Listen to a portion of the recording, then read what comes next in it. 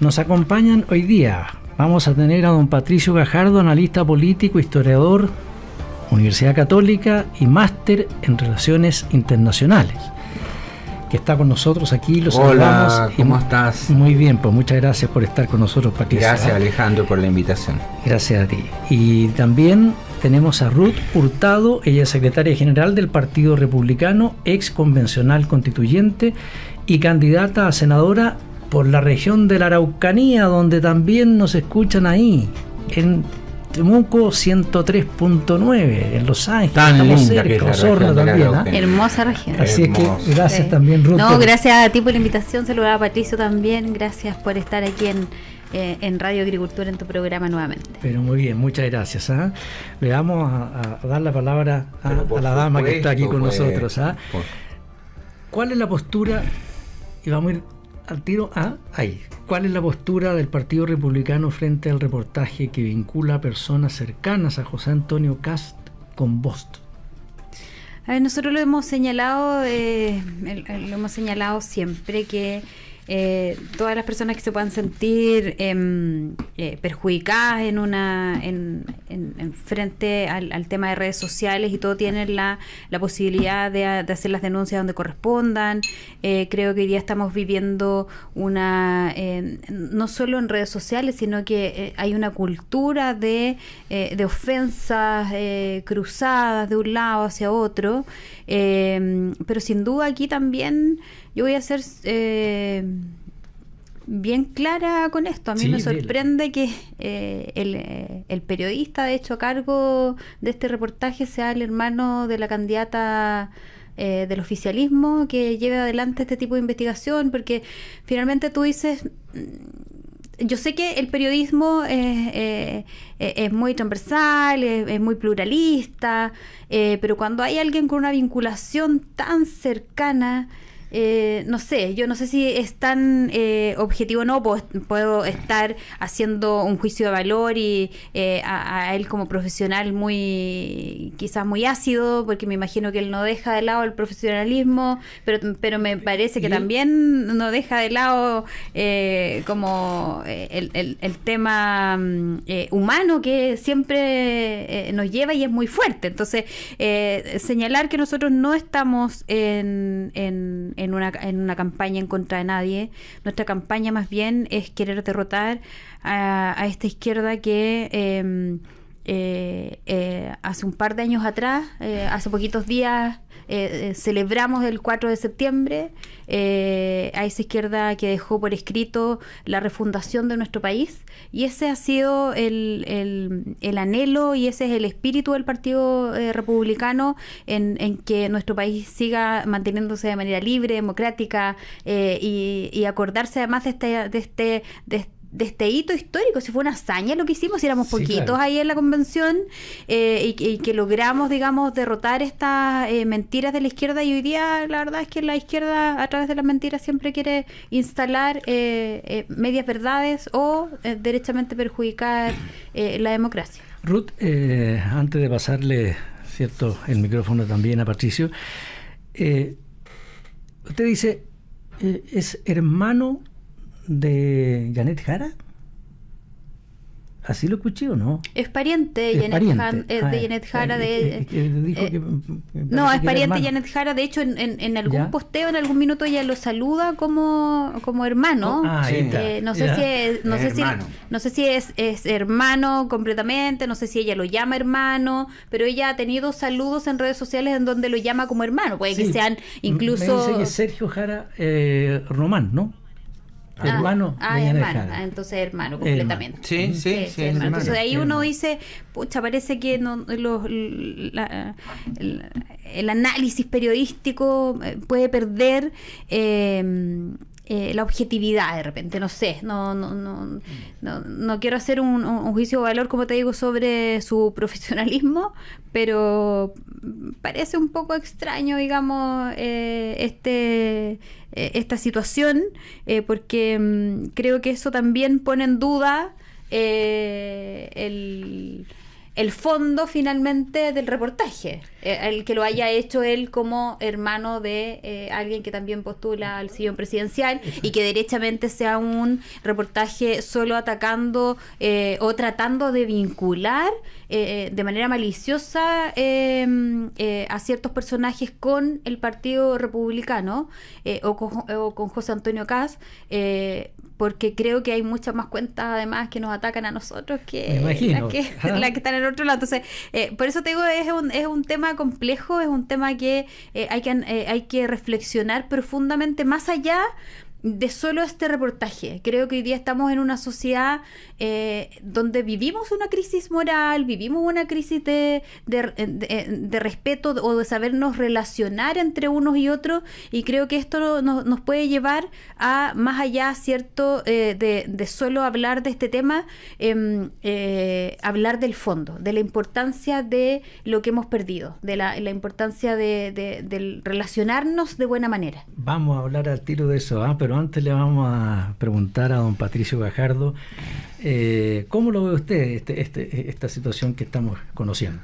A ver, primero yo creo que estamos en un año electoral con un alto nivel de polarización. En las redes sociales hay una forma de relacionarse que es compleja. Una cosa es eso, pero quería hacer presente, aprovechando que está la Ruth acá, algo que es más grave todavía. Yo lo señalo, a mí me sorprendió muchísimo, más que los bots o las cosas que se dicen en las redes sociales, que uno, si uno es asiduo a ella un montón de veces, sabe que hay ciertos códigos y hay ciertas formas, por lo tanto hay que tomarlo con liviandad. Pero me llamó mucho la atención cuando Francisco Vidal, como director de TVN, habla a título personal y llega y dice, ¿sabes que hay que darle duro a Kast? Yo me pregunto si eso no es más grave que cualquier red social o cualquier bot. ¿Por qué? Porque él, a pesar de que dice que habla a título personal, establece una línea editorial hacia los propios periodistas en el canal. Es decir, yo me imagino que un periodista que está entrevistando a un republicano, no estoy diciendo a José Antonio Kast, pero a un republicano, si lo está tratando demasiado bien, es decir, a lo mejor perfectamente puede estar colocando en problemas su propia pega, ¿entiendes? Es decir, eso yo lo encuentro mucho más grave que una acusación a nivel de redes sociales, que, insisto, las personas que nos movemos en las redes sociales, entre las cuales me incluyo, entendemos que a veces, muchas veces, recibimos muchos comunicados de todo tipo. Nos tratan de todo. De todo, de todo. Entonces uno si se inserta en ella. Pero lo que yo no puedo entender y no puedo aceptar es que una persona que dirija un canal que es público, que está desfinanciado completamente, que pide plata constantemente, se dé el lujo de facto establecer una línea editorial en la cual a un candidato en específico señala que hay que darle duro. Me parece impresentable. Además, y no sé qué opinas tú, Ruth, como secretaria general del partido. Efectivamente, eso preocupa mucho. Lo que decía anteriormente, querer instalar que en el Partido Republicano nosotros tenemos una articulación para tener una campaña de odio. No es así y no lo vamos a hacer nunca, y eso es algo que en el Partido Republicano nosotros, incluso cuando hablamos con nuestros mismos militantes, con la gente cercana, le decimos, por favor, también sean respetuosos en redes sociales.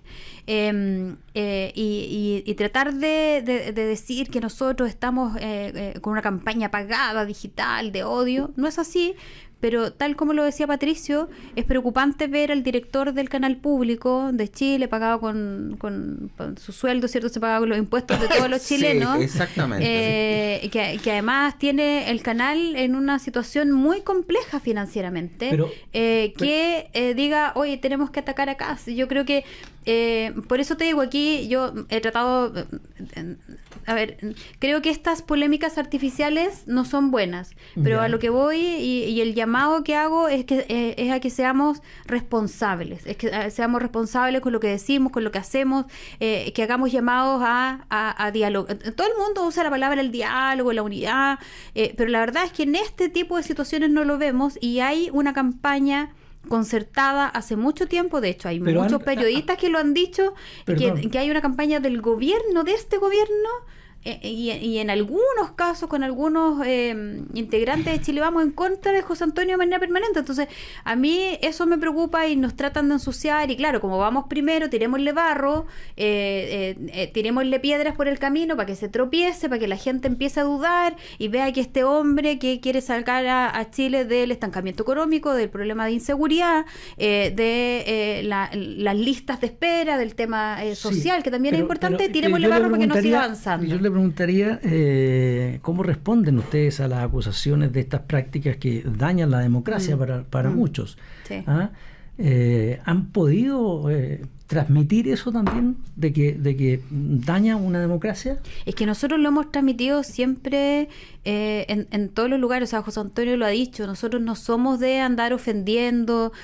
Si tú ves, José Antonio ayer estaba en Curicó, y fue a él el que lo atacaron. Hace un poco tiempo atrás fuimos a lo de el Foro del Salmón en Frutillar, Puerto Vara, en Frutillar. Ninguno de nuestros adherentes atacó a la candidata del oficialismo, pero sí los adherentes de Janet Jara atacaron a José Antonio. Hace poco en Concepción lo mismo, no lo dejaban hablar, y no eran nuestros adherentes. Entonces tú dices, cuando ella hace esto, por eso digo, estos llamados vacíos a la unidad o a la democracia, al respeto, pero son súper vacíos, porque al final ni siquiera penetran en sus adherentes, porque nos atacan de manera permanente. O sea, yo te mostrara cómo me tratan en redes sociales, las amenazas que recibo, y no solo yo, y esto no es por victimizarme ni nada, ni tampoco por tratar de empatar, pero a lo que voy es que ha sido de verdad una campaña bastante sucia en contra del Partido Republicano, en contra de José Antonio, y yo llamo a las distintas fuerzas, a los distintos comandos, a que podamos hacer la diferencia y hacer una campaña limpia, poniendo las ideas por delante, haciendo un debate sobre las ideas, debates de cómo queremos que Chile salga de estas crisis en las cuales nos encontramos, más allá de que inventemos debate artificial. Y le vamos a preguntar a Patricio, ¿qué impacto cree usted que puede tener en la opinión pública y en las elecciones esto del uso del bot? A ver, yo creo que las redes sociales en general y los ataques consistentes y permanentes muchas veces se llevan o se trasladan al debate, a la televisión abierta, a la radio, etcétera, y se posiciona un tema en la agenda. Entonces, en ese sentido, por ejemplo, un error de un candidato, si es acentuado, si es discutido, y que es, por ejemplo, el chao préstamo de José Antonio Kast, que yo creo que fue un error, y lo digo claramente, no por la proposición, porque a mí me lo preguntaron el otro día en el Canal 13, y yo dije fue un error, pero ¿sabes qué fue un error? Porque el tema es muy complicado de explicar en simple. Entonces, a veces un error comunicacional tú lo tergiversas en las redes sociales, y lo transformas en una decisión, o aparentemente que el señor Kast no quiere hacer esto, o quiere terminar con el aumento de la PGU, o quiere eliminar la PGU, etcétera. Entonces se va generando, y como hay un argumento que es una propuesta, pero que lamentablemente no fue explicada lo suficiente, o no fue el momento para expresarlo, porque en realidad a veces las redes sociales tienen el problema que tienen la instantaneidad y la simplicidad de las cosas. Entonces, y de ahí uno se agarra para ir construyendo un debate. Pero el problema está, insisto, que yo creo que tienen repercusión no tanto porque las redes sociales a veces, no a veces, sino que en general, particularmente si tienen que ver con temas políticos, son más bien de élite. Yeah. Pero esas élites influyen en la generación de la opinión pública y en colocar énfasis. Y entonces los ataques o la tergiversación llevan a discusiones que distorsionan y que influyen, yo creo, que en la percepción de una determinada candidatura. Si a eso le sumamos lo que yo pienso, Ruth no sé qué pensará, pero de un intervencionismo a nivel del Poder Ejecutivo descarado. Es decir, yo encuentro cuando la ministra vocera habla habla de discusiones contingentes y acusa que, bueno, entre ladrones o qué sé yo, se sienten haciendo mención a un candidato en forma específica, entonces pasarse de la raya. Entonces te fijas, y bueno, y eso, ella que es tan preocupada, la vocera de gobierno de las redes sociales, de las fake news, en términos prácticos ella contribuye con una vocería que viene de la moneda a expandir. Esto es como cuando tú tiras una piedra al agua y se expande. Y es así funcionan las redes sociales y ese es el efecto. Entonces, claro, y las personas, insisto, más si ahora se está discutiendo todavía si el voto obligatorio va a ser obligatorio o no va a ser obligatorio. Ya vamos a pasar a eso, pero tengo que hacer una muy breve pausa. Sí, no hay problema, no hay problema. Una muy breve pausa, Patricio y Ruth, y ya continuamos. Quédese en la sintonía de Agricultura, nuestros auditores que están atentos a esta entrevista de hoy.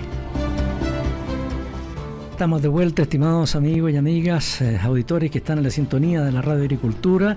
Nos acompañan hoy Patricio Gajardo, analista político, y Ruth Hurtado, secretaria general del Partido Republicano. A quien le vamos a traspasar de inmediato la pregunta que nos hacía también Patricio. Multa por voto obligatorio y fallido acuerdo. ¿Qué piensa el partido sobre el proyecto de multas por no votar y el fracaso del acuerdo de la ministra Lobos? Y además que generó un problema, incluso salió el viernes, el jueves en los diarios. A ver, efectivamente, esto ha sido una novela bastante larga en donde el gobierno ha querido cambiar las reglas del juego estando en una elección. La verdad es que sería muy complejo que tengamos voto obligatorio sin multa, porque sería lo mismo que fuera voto voluntario. La obligatoriedad tú la tienes que sancionar si no se cumple, digamos. Claro. Por lo tanto, es bien compleja esta situación. En la Cámara efectivamente se perdió, se pasó al Senado ahora. Esperemos que en el Senado haya gente mucho más sensata y podamos alcanzar la mayoría para que se reponga la multa por no ir a votar. Porque creo que aquí el tema de si es obligatorio o no, el gobierno lo está viendo de manera conveniente, si a ellos les conviene que sea obligatorio o no. Y como se han dado cuenta que en las últimas elecciones con voto obligatorio ellos no tienen las mismas preferencias, o les ha costado llegar a los números que ellos querían, bueno, parece que va por ahí un poco el tema de haber dilatado esto, de haber puesto una discusión de esto en un año electoral, además, que tú dices, ¿cómo te van a cambiar la regla del juego si ya está el partido convocado, están los actores hoy día ya convocados, y de repente te dicen que no, que si llegan 7 jugadores, en el otro lado hay 11, da lo mismo, porque el que meta el gol va a ganar igual. Entonces es un poco bien ridículo lo que estoy diciendo, digamos, pero es como que si te cambiaran de esa manera tan ridícula las reglas en el último momento. Y yo espero, como te digo, que haya sensatez y podamos tener ahí el voto obligatorio. Le vamos a preguntar a Patricio, pero primero le voy a recordar algo que me comentó antes de estar ya en los estudios y en vivo este domingo. Usted me dijo algo que que iba a pasar, digamos, en la elección. O sea, ¿se acuerda cuando estábamos? Así es, antes? sí. Y dijimos, dejémonos para la entrevista en vivo. Está bien. ¿Se acuerda? Sí, sí. Pero antes quería mencionar el tema del voto obligatorio sin multa. Yo creo que es impresentable que a esta altura estemos discutiendo este tema. O sea, yo creo que hay ciertas cosas en una elección, las reglas del juego, incluso ya antes de que se inscriban las candidaturas, tienen que estar claramente establecidas. Si se establece un voto obligatorio, y el artículo 15 de la Constitución lo establece, y yo creo sinceramente, y lo he estado analizando con otras personas juristas, digamos, es inconstitucional no aplicar una multa. ¿Ya? Porque si no, no sería, como dice muy bien Ruth, y sería una falta flagrante además del Ejecutivo, porque es él el que manda este tipo de mensaje al Congreso. No es iniciativa, digamos, no es iniciativa de los diputados o senadores. Entonces, primero, las reglas del juego deberían estar establecidas antes, incluso de que se inscriban los candidatos. O sea, en cualquier elección, incluso elecciones, a mí me ha tocado como profesor universitario y trabajar muchísimas elecciones en la universidad. Y lo primero que tú defines es el claustro. ¿Quién es? Incluso los plazos en los cuales hasta cuándo se puede inscribir una persona, etcétera. Entonces, que estemos hablando en una elección presidencial, parlamentaria, de que si va a haber multa, no va a haber multa, cuando hay una obligatoriedad o hay una posición de que el voto es obligatorio, es increíble. Ahora, vamos a tu pregunta, porque no quiero correrme. En términos prácticos, lo que pasa es que es bien interesante, es que se ha señalado, yo creo que ahí está la razón de por qué está pasando esto. Incluso en varias encuestas, si no me equivoco, la Universidad del Desarrollo, que hizo una encuesta desglosada a nivel del votante obligado. Y el votante obligado, por ejemplo, tiene una votación muchísimo más cercana a la derecha, y particularmente a tu candidato, Ruth. Sí. Y ustedes lo deben de saber. De hecho, los sectores más vulnerables, a nosotros nos dicen, no, pero si ustedes representan a no sé quién. No, los sectores más vulnerables donde nosotros tenemos mayor votación. De hecho, nos va en algunas comunas mejor que a la izquierda, porque hemos logrado penetrar esos nichos que la izquierda tenía tomada, y que finalmente la gente se ha ido dando cuenta que la izquierda los utiliza como decir, yo represento al pueblo, o cuando empiezan a hablar de la paz social, que ellos en la que no creen. Entonces utilizan finalmente a las personas para llegar a sus cargos de poder, para lo que pasó con el presidente Boric. Hay mucha gente que a nosotros nos dice, le creímos y nos dimos cuenta a los 3 o a los 4 meses que todo lo que nos había mentido, o sea, todo lo que nos había dicho era mentira.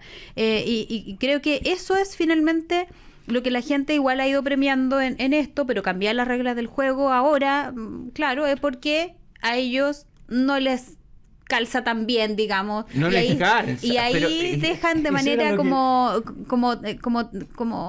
muy por debajo de cuerda, digamos, dejan ver que finalmente son antidemocráticos, pues, con estos pequeños detalles. Pero lógico, es que quería explicarte solamente por qué el voto obligado tiende más a sectores de derecha. En general, o sea, primero, el voto obligado es una persona o que no le interesa la política, o que ve la política como algo muy ajeno, no está recurriendo a información política permanentemente. Pero cuando llega el momento de votar, si lo obligan a votar, se preocupa, vitrinea, ve por qué lado ir. Y ahí, como dice Ruth, y está medido, que es claramente favorece. O sea, el plebiscito del 4 de septiembre que celebramos hace pocos días, en gran parte el triunfo fue por mucho de que fue un voto obligatorio. O sea, porque las personas que van a votar en voto voluntario tienden primero a ser más ideológica, a tener una propuesta más clara, a identificarse, a interesarse más por la política. Entonces son personas que en ese sentido yo no digo que la gente no se preocupe de votar. Yo creo que se preocupa incluso los sectores que no les interesa tanto, pero cuando llega la obligación ahí empiezan el vitrineo y a ver cuál es la opción que me conviene más. Pero a propósito de lo último, Ruth, ¿cree usted que la estrategia de atrincheramiento legislativo es adecuada o definitivamente desestabiliza más al Congreso? A ver, más que el atrincheramiento, lo que ha pasado estos últimos años es que hemos visto el cambio al sistema binominal en su esplendor en la Cámara, y seguimos viendo el sistema binominal que funcionaba en el Senado. Cuando tú ves que hoy día existen dos fuerzas en el Senado y algunos que son bisagras, dependiendo el proyecto de ley, digamos, hacen bisagra hacia un lado o hacia el otro, te das cuenta que el modelo, al parecer, no era malo, funcionaba, el Senado anda mucho más rápido, hay mucho más respeto entre los colegas y las cosas salen en el tiempo que debería ser en el Senado. Pero tú pasas eso podríamos decir el pasado. El pasado parece que en eso en el Senado, el pasado, y como en varias otras cosas más, el pasado era mejor. Y cuando pasas a revisar la implementación de la reforma al sistema político, te das cuenta que fue un desastre. Que fue un desastre en la Cámara de Diputados porque tenemos 22 fuerzas, 22 partidos, una atomización gigante, que no les interesa legislar pensando en que le vamos a mejorar la vida a las personas, sino que en que quién saca adelante una ideología. O en algunos casos, tal como pasó hace un par de años atrás con la reforma al sistema, la reforma tributaria, y hoy día varios de esos que estaban en la reforma de pensiones y fueron parte también de la aprobación de esa reforma, en ese momento en la reforma tributaria te decían, sí, pero esto es lo menos malo, así que saquémoslo adelante. Y hoy día con la reforma de pensiones te dicen exactamente lo mismo. Cuando vimos hace pocos días, esta semana, que para poder instalar este nuevo organismo, ¿cuántos millones y miles de millones para poder solo contratar? Unos sueldazos impresionantes. Solo contratar gente. Algo que nosotros veníamos advirtiendo en la discusión de la reforma de pensiones. Esto lo único que va a generar es más aparataje público, es que con las platas del Estado que podían ser destinadas a urgencias sociales, con las platas de los trabajadores, finalmente vamos a terminar financiando a más grasa del Estado. Bueno, y eso es lo que ha pasado. Y hay algunos que hoy día te dicen, sí, efectivamente, debimos haber destinado el 6% completo a los trabajadores sin que hubiera un préstamo, y te lo dicen en privado. Claro, en público nosotros nos dicen, no, es que ustedes nunca quisieron la reforma. No, lo que nosotros nos opusimos, y pueden revisar, de hecho, porque en la página del Congreso está la historia de la ley y cómo se votó, qué se dijo, qué se intervino. Nosotros siempre estuvimos porque hubiera un aumento de las pensiones, y cuando, tal como decía Patricio, nosotros hablamos del tema echado préstamo, era el préstamo que los trabajadores de manera forzosa le tienen que hacer al Estado para las pensiones que se están efectivamente pagando ahora, con la única diferencia que nosotros dijimos que queríamos cambiar el mecanismo de financiamiento del 0,1%, que son algo de 4.000 o sea, de 0,01 UF, que es lo que se va ampliando año a año. Nosotros nunca dijimos queremos terminar con la gradualidad del aumento de las pensiones, nunca dijimos queremos terminar con el bono hacia la mujer, nunca dijimos que queríamos terminar con la PGU. Al contrario, creemos que todo lo que tiene que ver con aquello, incluso que en esta discusión además se incorporó a las Fuerzas Armadas y de Orden, o sea, a DIPRECA y a Capredena, que siempre habían quedado fuera, y que ahí sí que también hay pensiones bien miserables. Nosotros en todo eso estábamos a favor. Si lo único que no estábamos a favor es que por qué yo, trabajador, tengo que prestarle plata a un Estado que además está endeudado, y ahí nos dicen, sí, pero es contradictorio porque ustedes quieren bajar el gasto público y la deuda. Sí, pero no queremos que sea de manera camuflada, pues al final no estamos mintiendo entre nosotros mismos. Es como que me estoy prestando plata para que en la caja chica me aparezca que tengo un poquito más. No, y eso, claro, y eso es lo lamentable. ¿Qué nos dice Patricio? Yo quería contestar tu pregunta, de esa pregunta que no terminé de contestar, eso de que hay una sorpresa o que podrían haber sorpresas. Yo no creo que esté todo dicho sobre el resultado electoral de finales de este año, de la elección, ni a nivel presidencial ni a nivel parlamentario. Yo creo que van a haber, digamos, una volatilidad electoral que nos acostumbramos quizás como primera etapa hace 4 años cuando ganó Boric. Ahí enfrentamos por primera vez una volatilidad electoral sorprendente.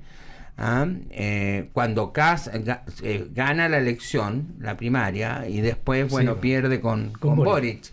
Pero ahí vimos una volatilidad electoral, que acuérdate que Sichel era el candidato como del bloque de la Alianza por Chile, y por lo tanto era como el candidato obvio que debería haber ganado cuando gana la primaria.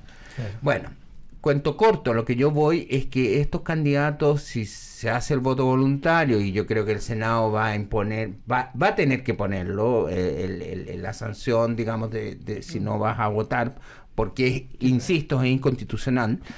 Así que yo creo que esa volatilidad electoral se va a sentir con mucha fuerza. Es decir, no necesariamente tenemos un bloque donde está la candidata Janet Jara, que no se define entre socialdemócrata, del Partido Comunista, la salida, por lo menos la inscripción del candidato Jadwe, que yo creo que es la peor noticia que puede recibir la Janet Jara. Sinceramente, va a ser la piedra en el zapato. Sí, porque al final va a poder presentarse como... Pero es que no solamente eso, es un candidato disruptivo para una candidata que se supone que representa un bloque que incluye... Que se ha tratado de disfrazar de socialdemócrata. Sí. Y bueno, y le va a estar recordando permanentemente Jadwe, que además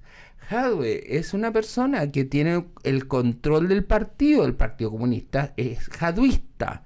Sí. O sea, las declaraciones de Lautaro Carmona criticando a Marcel, la salida de Marcel, y Bárbara Figueroa, que es casi una jefa de política, digamos, que controla el comando de Janet Jara, que no se salga más allá de lo que corresponde. Sí. No olvidemos las declaraciones de Escobar, digamos, la persona encargada del programa económico de Janet Jara, que se atrevió a insinuar que el sueldo ético no correspondía. Los 750 no, dijo. Rápidamente lo llevaron al orden. Sí. Rápidamente. Entonces, lo peor que le puede pasar, entonces, enfrentado primero a una coalición oficialista tan heterogénea, y digo heterogénea en términos de que va a tener una candidata que no representa para nada ni siquiera el fenómeno que fue, porque fue un fenómeno de Boric. Boric fue el hombre justo en el momento justo, y por eso llegó el gobierno. Nada más. Se daba en un contexto post-estallido social, post-COVID, etcétera. Había una serie de elementos que colocaron a Boric, no por talento político, honestamente, yo lo digo porque estos 4 años lo hemos aprendido a conocer. Entonces, de talento político yo lo veo escaso. Y Janet Jara yo creo que representa un poco lo mismo. Aquí tratan de inventar una Bachelet que no existe, una segunda Bachelet que no tiene el carisma de Bachelet y tampoco tiene la solvencia la señora Jara. Pero bueno, perdón, ahí termino para no latear en ese sentido. Y por el otro lado hay 3 candidatos fuertes, sí, que son bastante convergentes ideológicamente. Entonces, y muchas veces la persona opta por el candidato en función de más que el programa que muchas veces se discute, porque pues, muy poca gente lee el programa, casi ninguno. A veces los senadores o los candidatos a senado dicen que no han leído los programas, así que pero mucha gente, por cómo estuvieron en los foros, los debates, la publicidad, la campaña, si es simpático o no es simpático, si es creíble, eso es muy por creíble. No todos los candidatos son creíbles, por si acaso. Vamos a hacer Perdona. No, por favor. Vamos a hacer una nueva pausa nuevamente, y valga la redundancia, y ya regresamos. Quédense en la sintonía de la Radio Agricultura y en nuestro canal a través de YouTube, Agricultura Televisión. Ya estamos de vuelta, estimados amigos y amigas, auditores que están en la sintonía de la Radio Agricultura en todo el territorio nacional. Le voy a preguntar yo a Ruth Hurtado, que junto con Patricio Gajardo están en esta entrevista de hoy domingo. Le quiero preguntar acerca de qué opina del relanzamiento de la campaña de Evelyn Matei y la conmemoración del 4S, el 4. A ver, yo parto con este aniversario que estamos viviendo de esa fiesta de la democracia, de esa fiesta ciudadana que vivimos el 4 de septiembre. A mí me tocó dar el discurso en el partido porque además era la presidenta interina en ese minuto en el Partido Republicano. Bueno, y había sido convencional, había vivido toda la tortura ahí de la borrachera constitucional que había dentro del ex Congreso. Y esa noche yo me acuerdo muy bien que una de mis palabras fue: hoy ganó Chile, hoy ganó la democracia, hoy ganó la libertad. Podemos decir que tenemos un Chile grande y libre. Fueron parte, no me acuerdo textual, pero ni en el orden que lo dije, pero me acuerdo que eso fue lo que me salió como del corazón. O sea, hoy día ganaron ustedes, ganamos los chilenos, hoy día ganó Chile, porque al final para nosotros era angustiante ver si se aprobaba esa propuesta refundacional, era olvidarse. Teníamos dos alternativas: o nos quedábamos luchando por la libertad y por la democracia en Chile, o nos íbamos a buscar un espacio mejor, porque todo lo que se estaba proponiendo era una locura, este Chile plurinacional, con distintas naciones, con distintos órganos judiciales, 11 naciones en un mismo país. La verdad es que iba a ser ingobernable. Yo ya lo había vivido tanto tiempo en la Araucanía, con esto del autogobierno, la autodeterminación, el vivir en espacios liberados, como decía el presidente Boric cuando iba a la Araucanía, y yo decía, yo no quiero que todo Chile se transforme en eso. Y la verdad es que ahí ese día, pese a la duda de muchos, hubieron muchos, a nosotros, yo no voy a decir quiénes, pero varios políticos a nosotros se nos acercaron estando en el proceso constituyente y nos decían: chiquillos, no pierdan más el tiempo. ¿Para qué tantas indicaciones? ¿Para qué tantas votaciones? Porque votábamos hasta las y tantas. ¿Para qué más? Entonces nosotros decíamos, bueno, porque tiene que quedar testimonio de que la izquierda 10 veces le dijo que no a esto, 20 veces le dijo que no a esto otro, no sé, pues 10 veces le dijo que no a que los ahorros no iban a ser de los chilenos, 15 veces le dijo que el derecho preferente de los padres no lo querían. 20 veces o más dijeron que Chile era un país plurinacional. ¿Y por qué para nosotros era importante dejar testimonio? Porque los chilenos, e incluso los políticos que estamos, ¿cierto?, en carrera todo el día, nos olvidamos luego. Y sabíamos que si nos olvidábamos, nos íbamos a olvidar de lo que la izquierda le quiso hacer a nuestro país, y por eso para nosotros era tan importante que quedara plasmado y que quedara en esta historia de propuesta constitucional, y además habían algunos que nos decían: van a perder, vamos a perder. Y nosotros en la convención teníamos un grupo, que fuimos 37 electos de la derecha, centro derecha, sí. Pero hubo un grupo de 21 que yo siempre lo destaco, que no cayó en esto de que tenemos que ser dialogantes para que logremos algo. Yo les decía, perdón, pero si que no me lograr ni una cuestión. O sea, ninguna, cuando quisieron firmar una carta, y varios la firmaron para reconocer la deuda histórica con el pueblo original, se la sacaron en cara hasta el final. Cuando algunos nos decían, oye, no, pero es que tenemos que tender puente, yo le decía, por favor, tendí el puente, cruzáis y te lo cortan para que no crucéis de vuelta. O sea, no seamos ingenuos, aquí estamos frente a una izquierda radical que lo único que quiere es terminar con la historia constitucional de nuestro país, que quiere terminar con nuestro himno, con nuestra bandera, y fue tan como de tanto sentimiento ver ese día a la gente saliendo a la calle con su bandera, cantando el himno nacional, como que sí, parece que nos tenían a todos amarrados, y por eso yo siempre digo, aquí ganó Chile, ganó la libertad, ganó nuestro país, y no podemos volver a perderlo. A nosotros lo que sí nos daba miedo no era perder el 4 de septiembre este grupo de los 21, era perder el 5, el 6, que fueran a entregar de nuevo este gran triunfo. Y lamentablemente pasó, pero bueno, lo bueno es que el 4 de septiembre ganamos y que Chile hoy día sigue siendo un país grande y libre, y que necesitamos eso mantenerlo, porque quien no lucha por la democracia, quien no lucha por la libertad, la verdad es que se vuelve cómplice de todos aquellos que quieren pasar por encima de todos aquellos violentos que quieren a un país en el suelo. Le vamos a preguntar ya otra noticia a Patricio, porque nos va quedando muy poco tiempo. Vale. ¿Qué rol deberían jugar los partidos y los medios de comunicación para evitar campañas de odio y desinformación? A ver, los partidos son claves en una democracia, y en eso cualquier cientista político lo considera y lo valida. Y si vivió Ruth el proceso constituyente, se tiene que haber dado cuenta, porque el proceso constituyente estuvo armado mucho en función de movimientos sociales.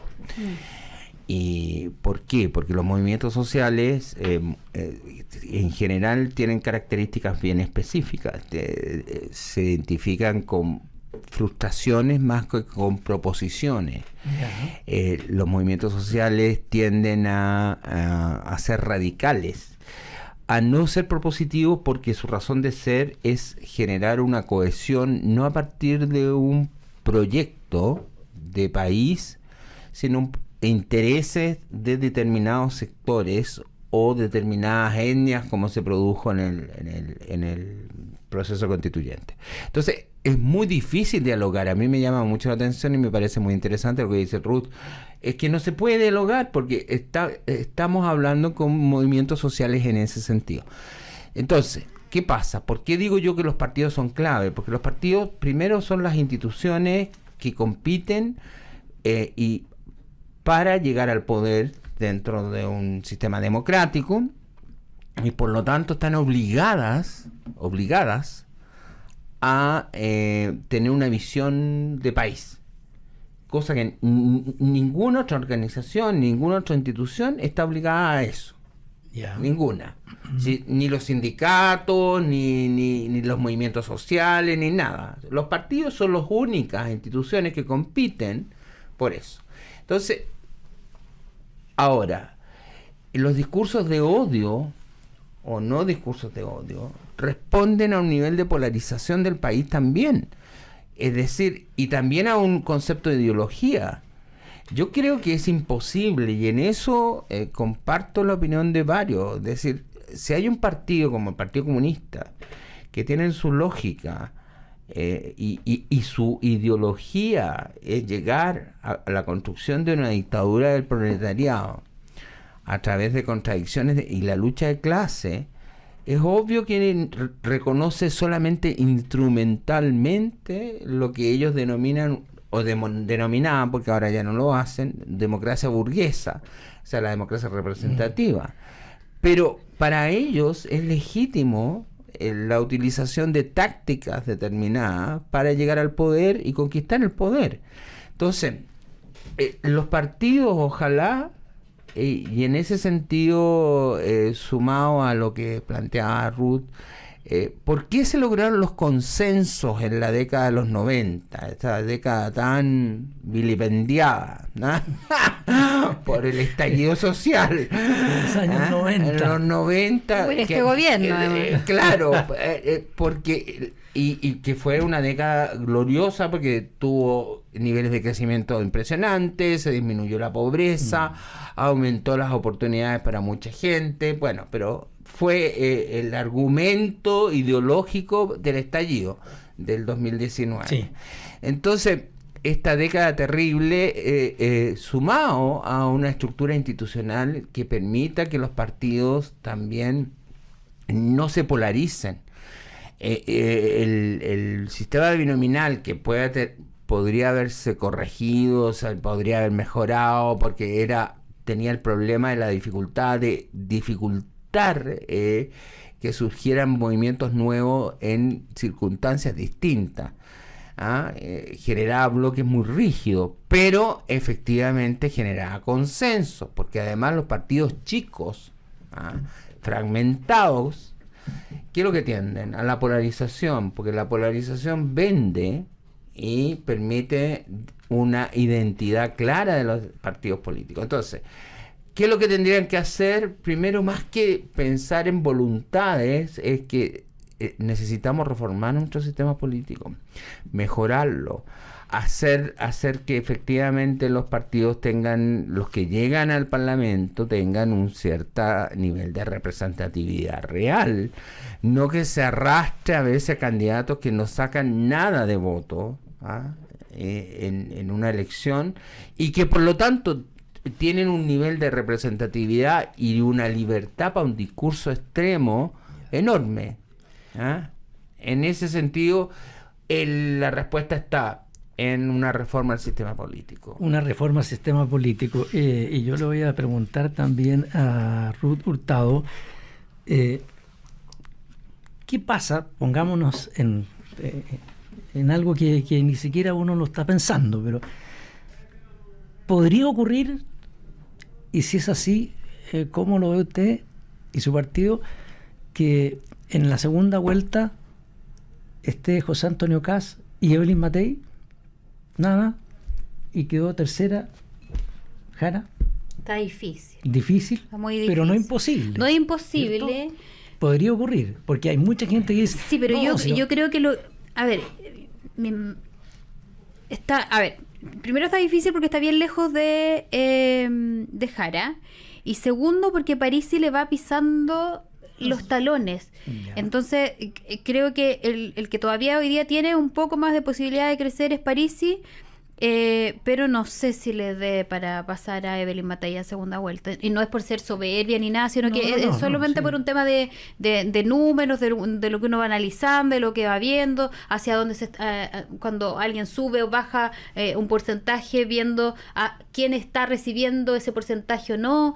Creo que Janet Jara va a seguir bajando un poquito. Por eso mismo esta decisión que ella ha tomado de salir a recorrer el país y no ir a debates es precisamente para cuidarse de no tener estos errores que tuvo al principio entre ella y su comando, y porque parece que lo hace mejor bailando, pues entonces parece que el baile le trae más beneficio. No sé si va a ser de la misma manera, y yo de verdad que yo no lo hago de manera despectiva ni nada, pero parece que el baile le trae más rédito, no sé, pues sacó bailando la reforma a pensiones.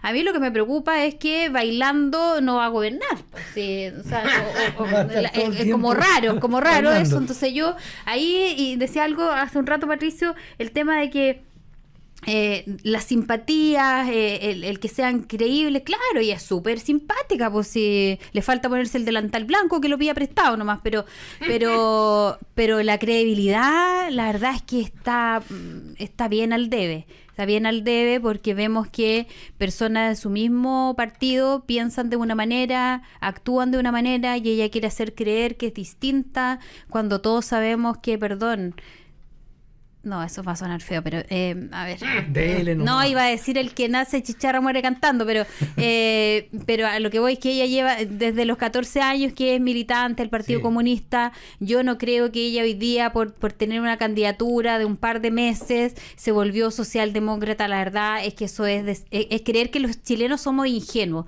Por eso digo, lo puede hacer muy bien bailando. Y no es que esté hablando de una mujer porque se van a salir todas las otras sororas a decir hoy cómo la tratan. No, esto es porque en política uno sea hombre o mujer, a mí me tratan. Les puedo contar algo que es una ridiculez. Y capaz que otra misma gente lo ocupe para agredirme y tratarme mal en redes sociales, pero me dicen alemana al horno, porque dicen que como yo, alguien, una morochita, una negrita, digamos, más encima de la Araucanía, guasa, provinciana, esté en el Partido Republicano. Yo le digo, dice, el Partido Republicano no son todos rubios, no son todos cas, no son todos alemanes, no son todos estudiados en escuelas privadas. Yo vengo de una escuelita de letra, un liceo técnico, pero que me forjó y me dio herramientas para llegar, como la Carmela a la capital, a buscar un mejor futuro y a trabajar. Y eso también, el sacarte ese estigma de que solo en el Partido Comunista está la gente que viene del mundo público, de la educación pública. Yo no tengo ningún problema, ni ningún trauma, ni resentimiento en decir que mi escalera al nacer fue distinta a la escalera de los demás. Lo bueno es que fui construyendo peldaños y fui construyendo escalera, o construyéndome a mi propia escalera, digamos, para llegar hasta donde estoy hoy día. Y creo que eso es algo que falta hoy día verlo en política. Falta ver, y por eso yo siempre soy muy agradecida a José Antonio, porque él ha sido siempre muy generoso en compartir su conocimiento, en impulsarte a seguir adelante. Cuando él me decía, Ruth, tienes que ir de candidata a la convención, junto con Miguel Mellao, fueron grandes ahí, han sido grandes mentores políticos y muy generosos políticamente también, de compartir su experiencia. Pero cuando solo quieren decir que la política es, o quieren demostrar que la política es andar bailando, saltando, no, la política es mucho más que eso, es servicio público, servicio social, y en el Partido Republicano cabemos de distintos sectores y hemos salido adelante trabajando, y eso creo que es lo importante y lo que hay que mostrar también. Pero ya habla muy bien de usted lo que estuvo contando. Si es que nos ha pillado el tiempo, les quiero agradecer a los dos, a Ruth Hurtado, secretaria general del Partido Republicano, y Patricio Gajardo, analista político, historiador de la Universidad Católica y máster en Relaciones Internacionales. Muchas gracias a los dos. Gracias a ti. Feliz de estar aquí. Ha sido un momento bastante agradable, pienso yo, y pienso también a través de los auditores que están en la sintonía de Radio Agricultura. Así que muchas gracias y será hasta el próximo domingo.